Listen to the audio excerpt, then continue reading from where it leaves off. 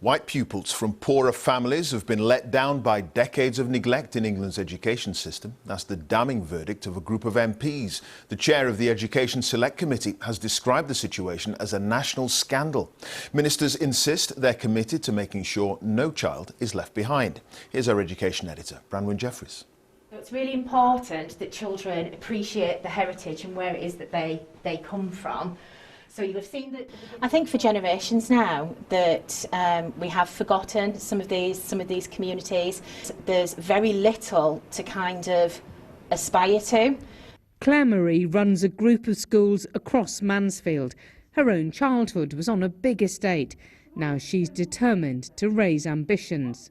The traditional academic route absolutely has a place, but I do think that there needs to be a rethinking around what education is for.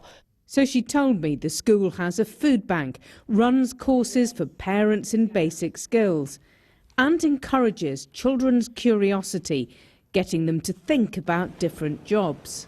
I'm Fiona and I'm in Year 5. I want to be a vet. I'm Georgia. When I grow up I want to be an interior designer. Harry now runs a successful vintage clothes business, but after school he did one low-paid job after another. So unless you've been given an opportunity or you've got family that can help you out, you're going to be stuck in those jobs, literally just dead end, you know what I mean? Relentless hard work means Harry has his own shop, but MPs say others are let down by a system that sees only poverty, not place or circumstance.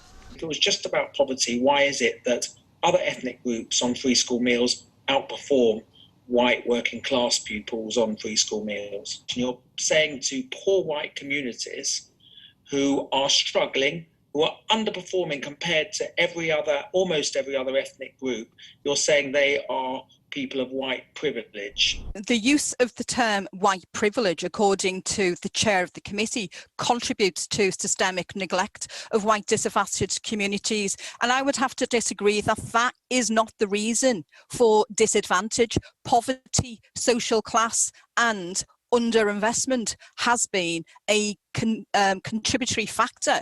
This report calls for a fundamental rethink in what schools and education deliver for white working communities.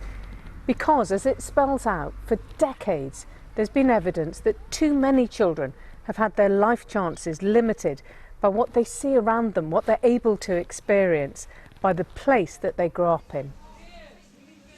At Harry's old secondary school, they've kept many practical subjects, not just life skills like cooking, but design and technology.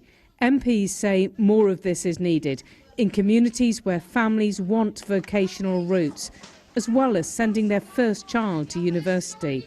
I feel like a lot depends off of your family, what your family's done previously, and if you want to follow what they've done. I've never had a person in my family go to university, so it'd be a big step, and it's quite a big thing on my shoulders.